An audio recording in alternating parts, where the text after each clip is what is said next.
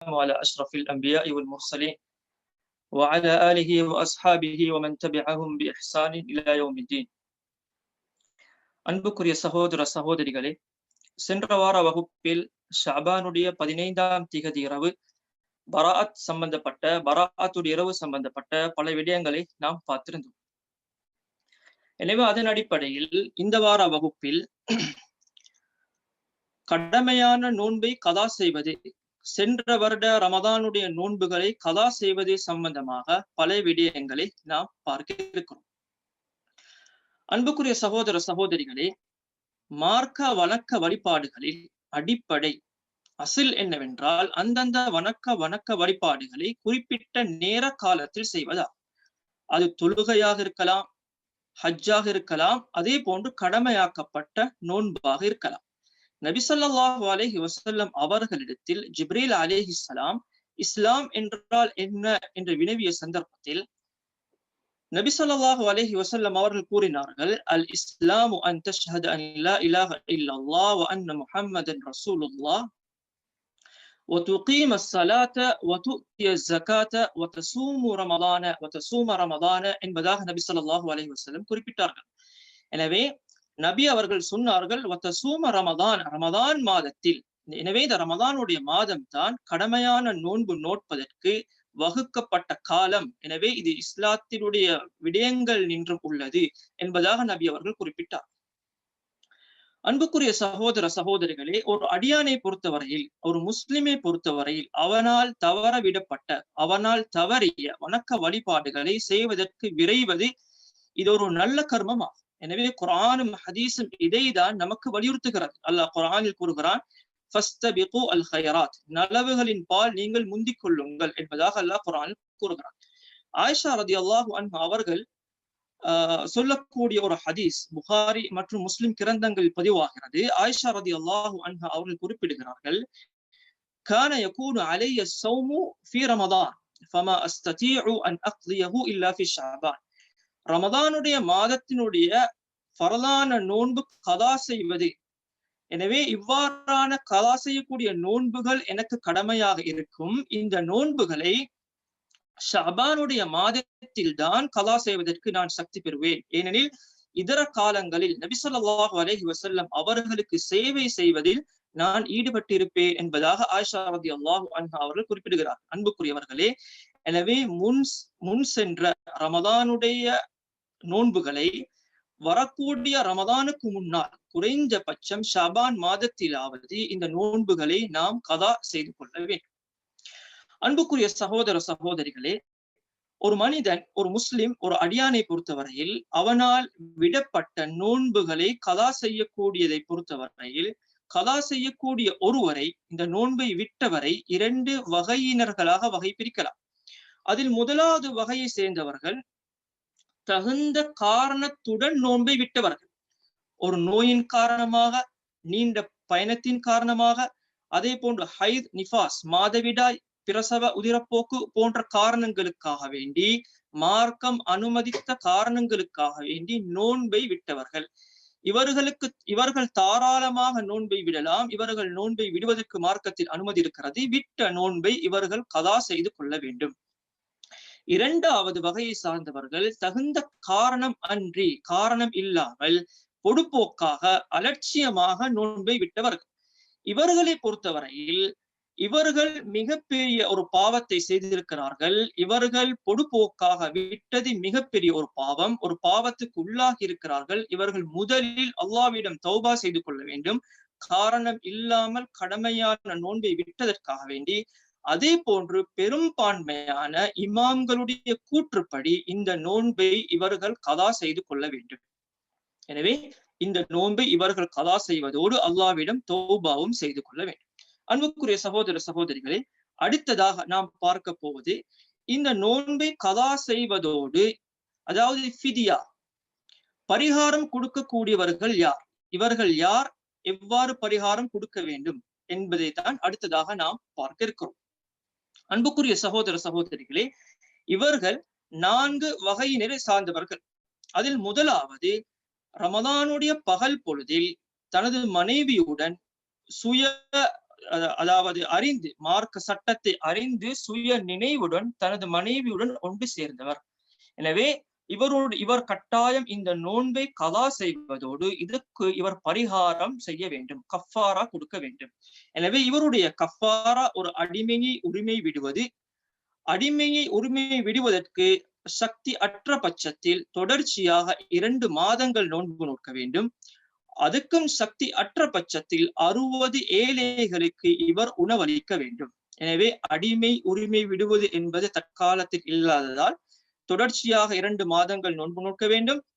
இந்த தொடர்ச்சியான மாதங்களில் ஒரு நோய் வருவதோ அல்லது மாதவிடாய் போன்ற விடயங்கள் ஏற்படுவதோ அல்லது ஒரு நீண்ட பயணங்கள் மேற்கொள்வதோ இந்த தொடர்ச்சி தன்மையை இல்லாமல் ஆக்காது. அவ்வாறு தொடர்ச்சியாக 2 மாதங்கள் நோன்பு நோட்பதற்கு சக்தி அற்றவராக இருந்தால் 60 ஏழைகளுக்கு இவர் உணவளிக்க வேண்டும். அவர்களை திரட்டி சாப்பாடும் போடலாம் அல்லது 60 பேர்களுக்கு உணவுகளை விநியோகமும் செய்யலாம். அன்புக்குரிய சகோதர சகோதரிகளே, உணவளிப்பதை பொறுத்தவரையில் ஒரு ஏழைக்கு இவர் விட்ட ஒரு நோன்புக்கு சுமாராக 1/2 சா அளவு மட்டிட்டு, உள்ளூரில் பிரதானமான உணவில் அது அரிசியாக இருக்கலாம், பேரித்தமாக இருக்கலாம், கோதுமையாக இருக்கலாம், உள்ளூரில் பிரதானமான உணவில் 1/2 சா அளவு. 1/2 சா என்பது சுமாராக 1 கிலோ 125 கிராம்கள், பேணுதலாக 1.5 கிலோ இவர் விட்ட நோன்பை கணக்கிட்டு, அல்லது 2 மாதங்கள் என்றால் 60 ஏழைகளுக்கு ஒரு நோன்புக்கு 60 நாள், ஒரு ஏழைகளுக்கு ஒரு ஏழைக்கு 60 பேருக்கு ஒரு நோன்புக்கு 1 கிலோ 1.5 கிலோ பேணுதலுக்காக 1.5 கிலோ மட்டிட்டு இவர் விநியோகம் செய்ய வேண்டும். அன்புக்குரிய சகோதர சகோதரிகளை, இரண்டாவதாக கற்பிணி தாய்மார்கள், அதே போன்று பாலூட்டக்கூடிய பெண்கள், இவர்களை பொறுத்தவரையில் இவர்கள் கட்டாயம் விட்ட நோன்பை கதா செய்ய வேண்டும். ஆனால் இவர்கள் ஃபிதியா கொடுக்க வேண்டுமா, உணவளிக்க வேண்டுமா என்ற கருத்தில் இமாம்கள் 2 கருத்தை கொண்டிருக்கிறார்கள்.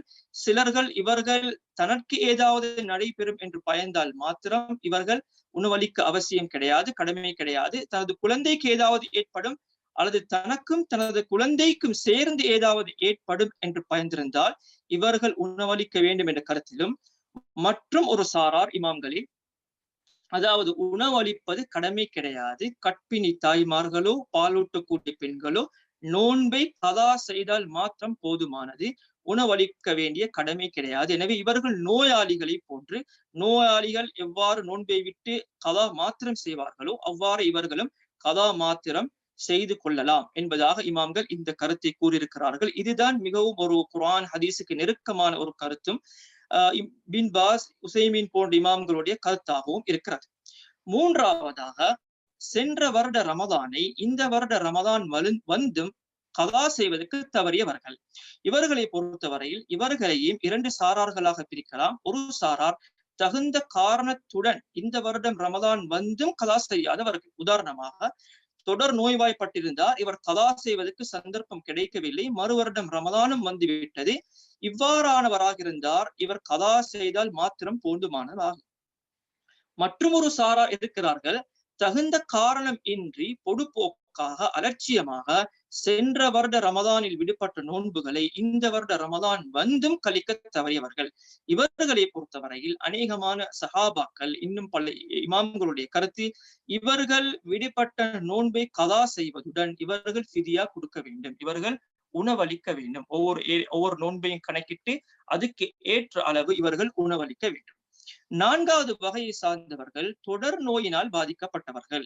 நம்பிக்கையுள்ள வைத்தியர்கள் இந்த நோய் குணமடைய மாட்டாது, இவர்கள் இவ்வாறே மரணத்தை அடைவார்கள் என்பதாக குறிப்பிடப்பட்ட நோயாளிகள், அதே போன்று வயது முதிர்ச்சியை அடைந்தவர்கள், நோன்பு நோட்பதற்கு சக்தி அற்றவர்கள், அதாவது புத்தி சுவாதீனத்துடன் இருக்கிறார்கள் ஆனால் நோன்பு நோட்பதற்கு சக்தி அற்றவர்களாக இருக்கிறார்கள்.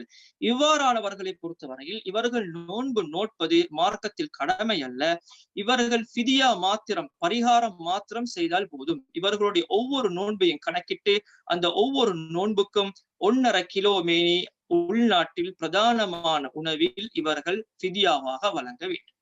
அன்புக்குரிய சகோதர சகோதரிகளே, இந்த ரமதானுடைய நோன்பை கலா செய்வதோடு சம்பந்தப்படக்கூடிய மற்றும் ஒரு மஸ்அலா இருக்கிறது.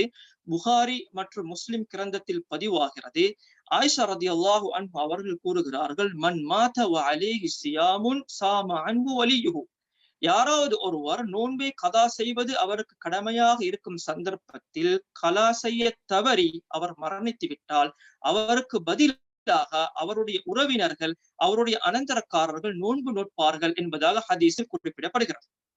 அன்புக்குரிய சகோதரர்களே, ஒருவர் நோன்பு நோட்காமல் அந்த நோன்பை கதா செய்வது கடமையாக இருக்கும் சந்தர்ப்பத்தில் கதா செய்வதற்கு தவறி மரணித்து விட்டால் இவருக்கு பதிலாக மற்றொருவர், அவர் மரணித்ததன் பின்னால் இவருக்கு பதிலாக அவருடைய உறவினர்களோ அனந்தரக்காரர்களோ நோன்பு நோட்பது மார்க்கத்தில் குறிப்பிடப்பட்டிருக்கிறது. ஆனால் இது பொதுவாக வந்த ஒரு விடயம் கிடையாது, பொதுவாக வந்த ஒரு செய்தி கிடையாது.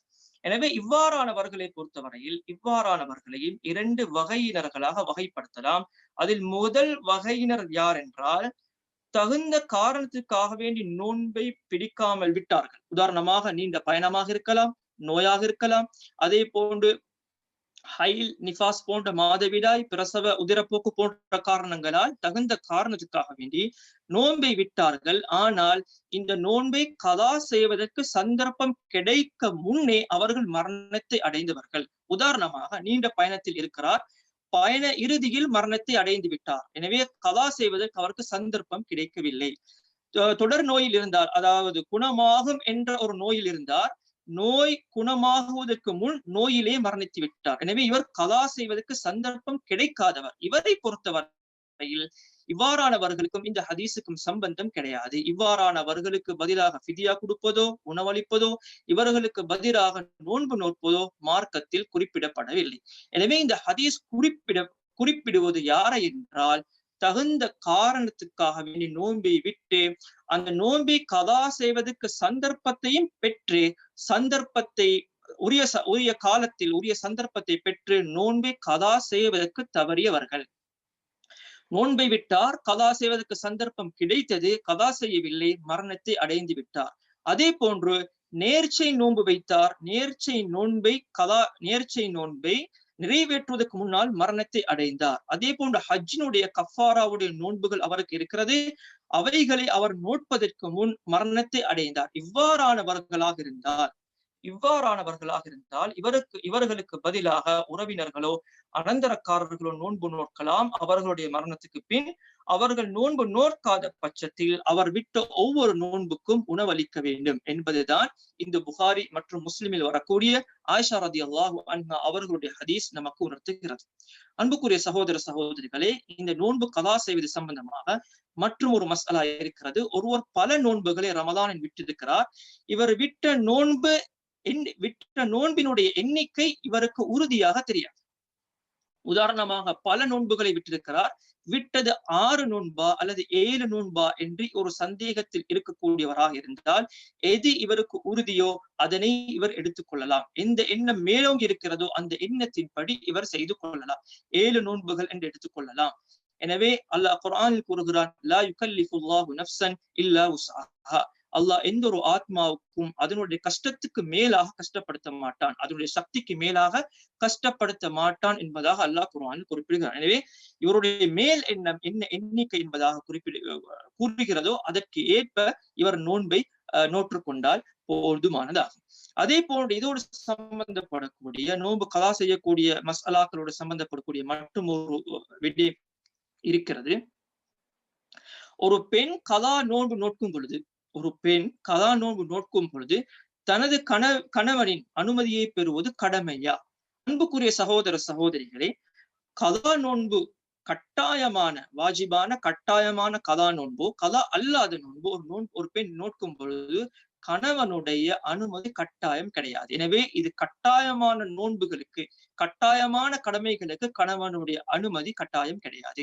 எனவே ஹதீஸ்களில் வந்திருக்கக்கூடிய ஒரு பெண் நோன்பு நோட்பதற்கு தனது கணவனின் அனுமதி தேவை என்பது இது சுன்னத்தான, நஃப்லான, உஃபரியான நோன்புகளை, இபாதத்துகளை குறிக்கிறது. அதே போன்று கடைசியாக இந்த நோன்பு கதா செய்வது சம்பந்தமாக கடைசியாக ஒரு மஸ்அலா இருக்கிறது. நோன்பை பிற்படுத்தி தகுந்த காரணம் இல்லாமல் பிற்படுத்தி முன் சென்ற வருடத்துடைய ரமதானுடைய நோன்பை பிற்படுத்தி இந்த வருட ரமதானுக்கு முன்னால் வரக்கூடிய ஷாபானுடைய மாதத்தில் இந்த நோன்பை நோட்கலாமா? அன்புக்குரிய சகோதர சகோதரிகள், தாராளமாக நோட்கலாம், நோன்பை பிற்படுத்தலாம். இவர் அதாவது உறுதியாக பிடிப்பதற்கு சந்தர்ப்பம் கிடைக்கும் என்று எண்ணும் சந்தர்ப்பத்தில் தாராளமாக நோன்பை பிற்படுத்தி நோட்கலாம். இதேதான் முன் சென்ற ஆயிஷா ரலியல்லாஹு அன்ஹா அவர்களுடைய ஹதீஸ் கூட நமக்கு உணர்த்துகிறது. ஆயிஷா ரலியல்லாஹு அன்ஹா அவர்கள் குறிப்பிடுகிறார்கள், அவர்களால் விடுபடக்கூடிய நோன்புகளை அவர்கள் மறு வருடம் ஷாபான் மாதத்தில் பூர்த்தி செய்வார்கள் என்பதாக இந்த ஹதீஸில் ஆயிஷா ரலியல்லாஹு அன்ஹா அவர்கள் குறிப்பிடுகிறார்கள். அன்புக்குரிய சகோதர சகோதரிகளே, எனவே இந்த நோன்பை நம்மால் விடுபட்டிருக்கக்கூடிய நோன்பை நாம் விரைந்து அவசரமாக இந்த வருடம் ரமதானுக்கு முன்னால் நாம் நோற்றுக்கொள்ள வேண்டும். எனவே நாம் இந்த வகுப்பில் பார்த்த அனைத்து விடயங்களையும் சரிவர விளங்கி இஹ்லாசுடன் அமல் செய்வதற்கு வல்ல அல்லாஹ் நம் அனைவருக்கும் அருள் புரிவானாக. வஆகிரு தஅவானா அல்ஹம்துலில்லாஹி ரப்பில் ஆலமீன்.